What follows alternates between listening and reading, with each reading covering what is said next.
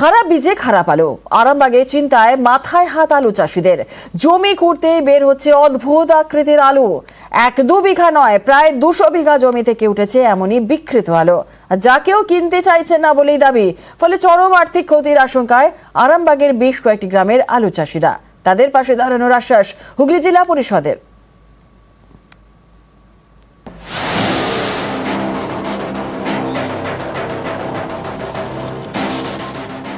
এক ঝলক দেখলে মনে হতেই পারে আদা, কিন্তু তা নয়, এটা আলু।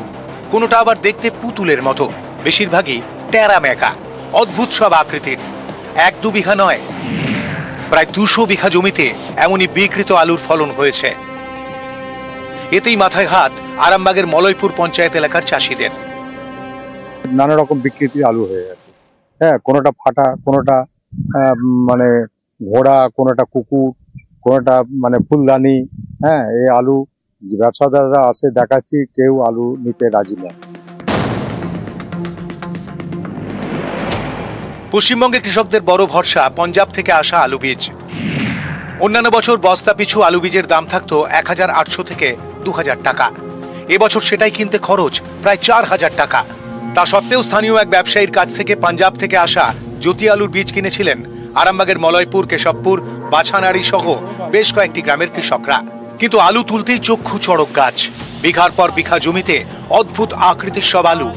চাষিদের দাবি, পঞ্জাব থেকে আসা সেই আলু বীজের গুণগত মান খারাপের জেরেই এই অবস্থা।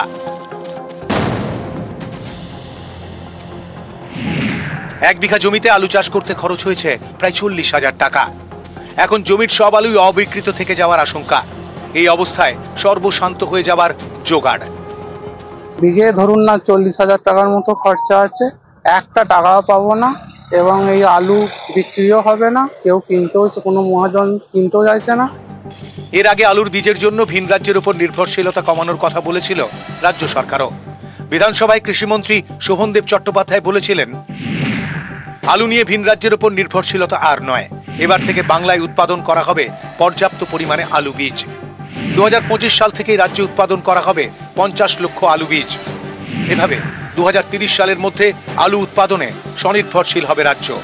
এখানেই বীজ তৈরির পাশাপাশি রাজ্য সরকার যদি ন্যায্য মূল্যে আলুর বীজ বিক্রির ব্যবস্থা করে, তাতে দামের পাশাপাশি গুণগত মান নিয়েও চিন্তা থাকবে না বলে মনে করছেন আলু চাষিরা। এই যে আলু বীজ, আমরা যদি কোনো সমবায় বা কোনো পঞ্চায়েত, যেখানে স্বীকৃতি প্রতিষ্ঠান, সেখান থেকে যদি বিক্রয় করা হতো, তাহলে সেখান থেকে আমরা সংগ্রহ করলে হয়তো আমাদের এই যে সমস্যা, এই সমস্যাটা হয়তো কিছুটা দূর হতো। কিন্তু সে তো পরের ব্যাপার। এখন কি হবে? বিঘার পর বিঘা জমিতে খারাপ আলু। বিপাকে আরামবাগের প্রায় 50 জন চাষি। আমি আশ্বস্ত করছি সকলকে, আমরা জেলা পরিষদের তরফ থেকেও মানে সহযোগিতা করব, এবং যাতে করে তারা এই আলুর ক্ষতিপূরণ পায় সে ব্যাপারে অবশ্যই আমরা সচেষ্ট।